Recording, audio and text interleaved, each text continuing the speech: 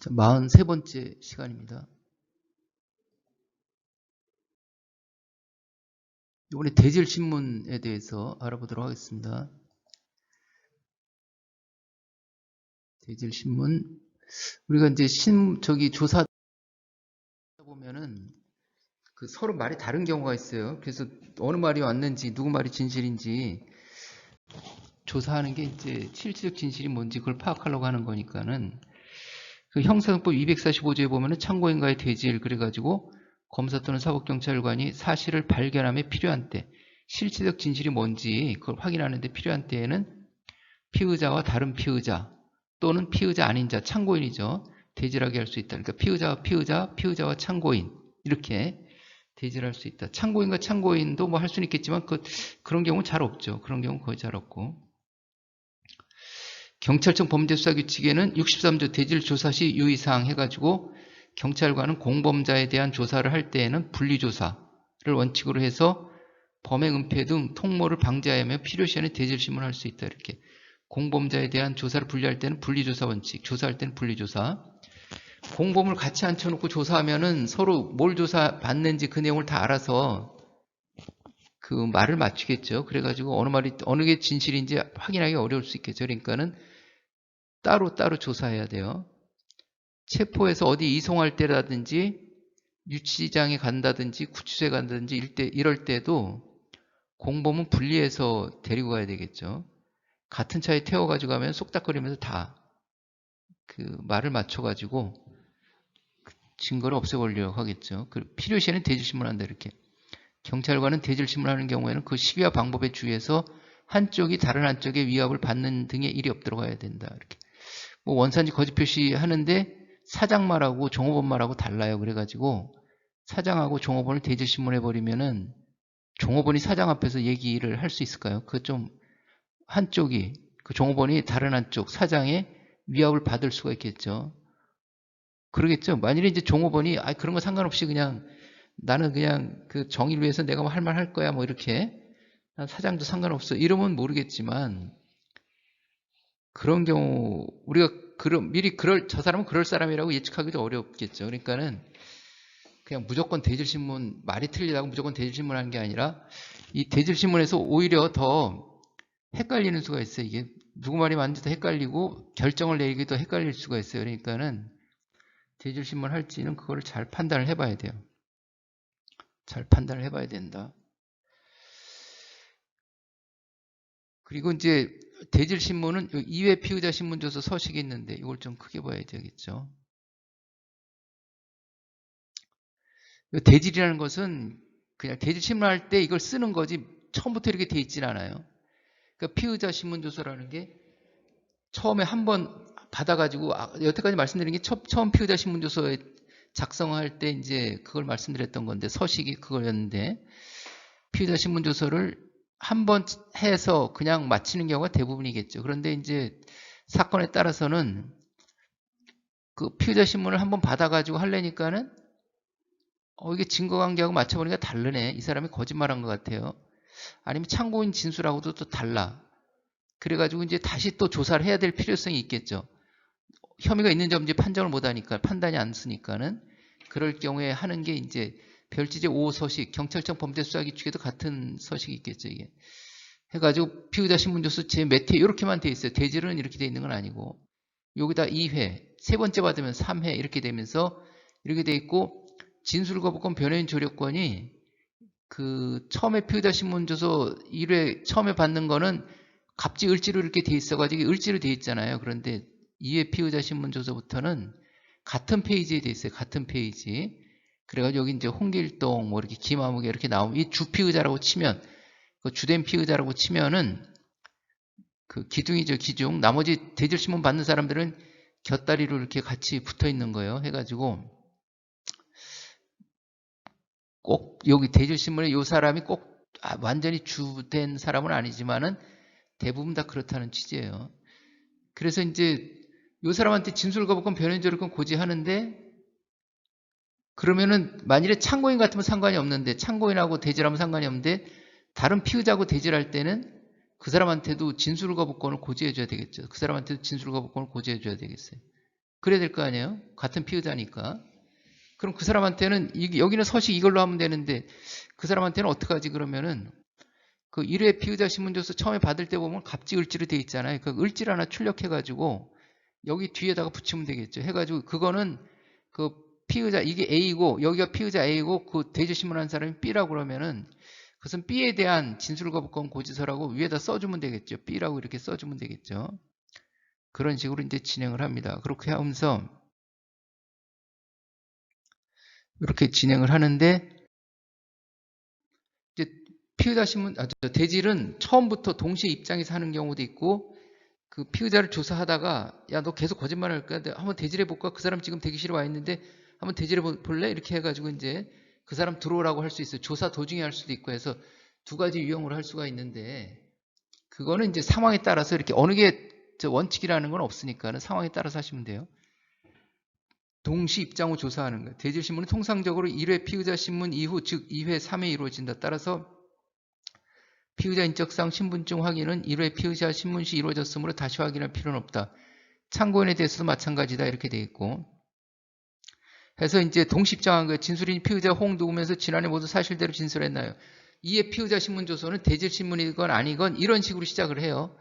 네가 피의자 누구면서 지난번에 모두 사실대로 진술했어. 그럼 이 사람이 예, 제가 홍 누구면서 지난번에 모두 사실대로 진술했습니다. 그러면은 그 다음에 이제 물어보려는 말로 바로 나가면 되는 거고 예, 제가 홍 누구는 맞는데 지난번에 뭐라고 진술했는지 생각이 잘 안 나는데요. 그러면은 그거 보여주면 되겠죠. 이때 특별사법경찰관은 제1회 피의자 신문조서를 피의자에게 그 열람시킨 바 하고서 이제 답해가지고 이 사람이 또 얘기하겠죠. 예, 모두 사실대로 진술했습니다. 이렇게 얘기하겠죠.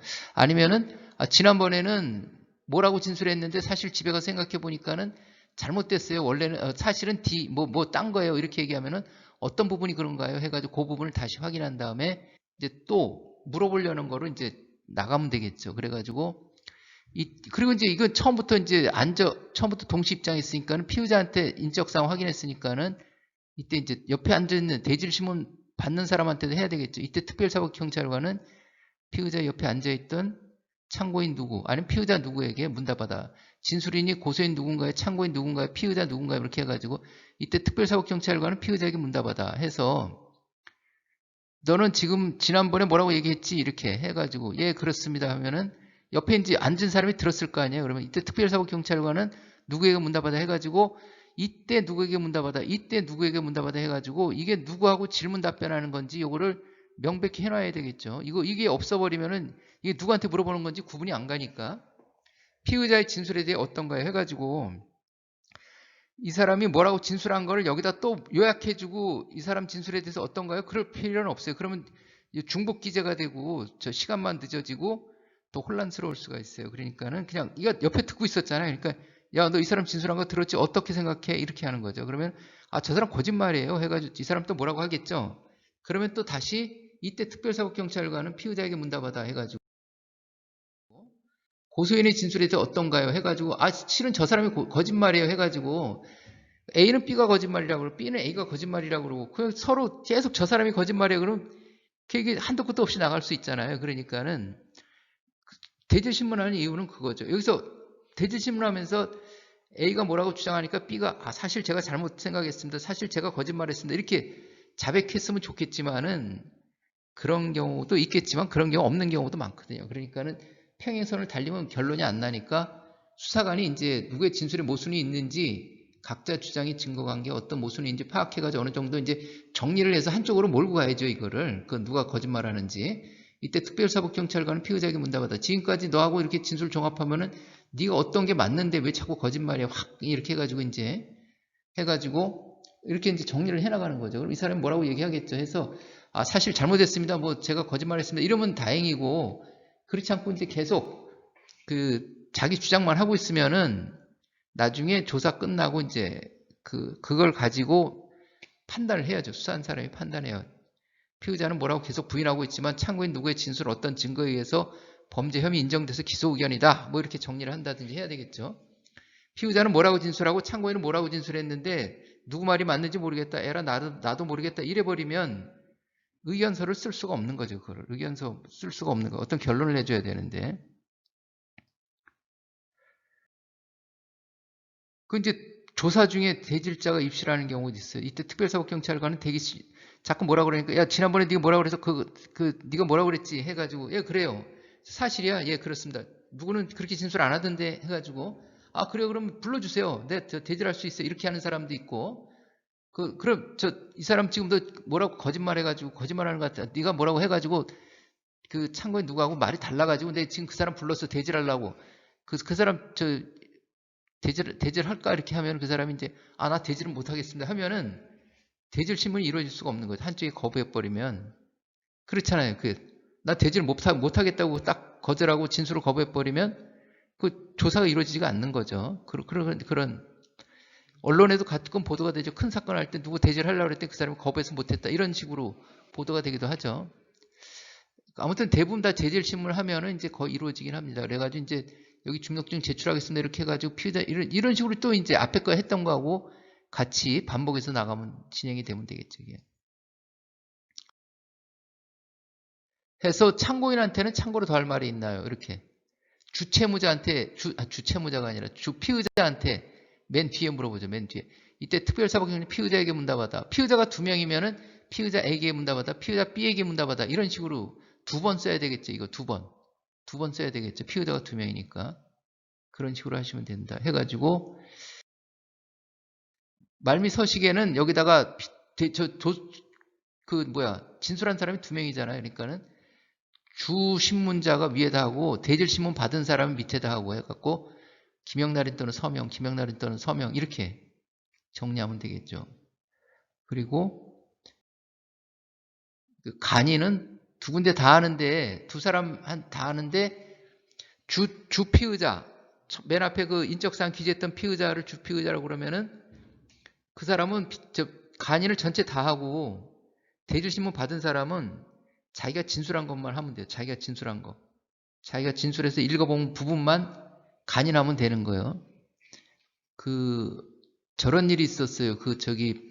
피의자 신문을 처음부터 한 게 아니라, 대질 신문을 처음부터 한 게 아니라, 중간에부터 했어요. 중간에 들어오라고 했는데, 앞에는 그 주피의자에 대한 그 안 좋은 얘기들이 기재가 돼 있었어요. 그리고 나중에 다 조사하고 이제 출력해가지고, 그 대질신문 받은 사람한테, 참고인한테 그걸 다 주면서 읽어보세요. 이렇게 했어요. 그러니까 이 사람이 읽어보세요 하고 주니까 이 사람 당연히 처음부터 끝까지 다 읽어보겠죠.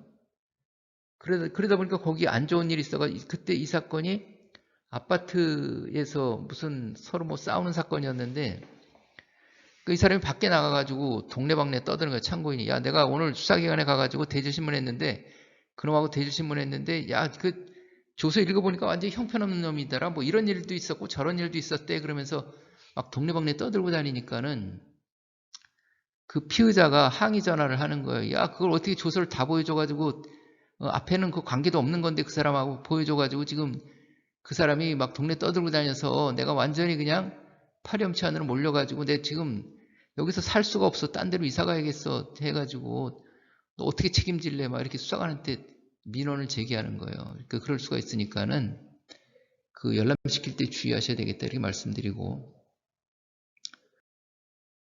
수사과정 확인서가 있어요. 수사과정 확인서는 참고인이든 피의자든 다 작성한다고 그랬죠. 그러니까는 수사과정 확인서 2장을 써야 되겠죠. 주피의자한테 1장 쓰고 대질신문한 사람한테 1장 쓰고 대질신문 받은 사람한테 1장 쓰고 해가지고 2장을 붙여놔야 된다. 이렇게 말씀드립니다. 그렇게 해서 이제 요번 시간에 대질신문은 이것으로 마치도록 하겠습니다. 그러면 다음 시간에는 끝으로 이제 피의자 신문조서 관련된 끝으로 수사 자료표 작성을 말씀드리도록 하겠습니다. 자, 그럼 이만 마치도록 하겠습니다. 수고하셨습니다.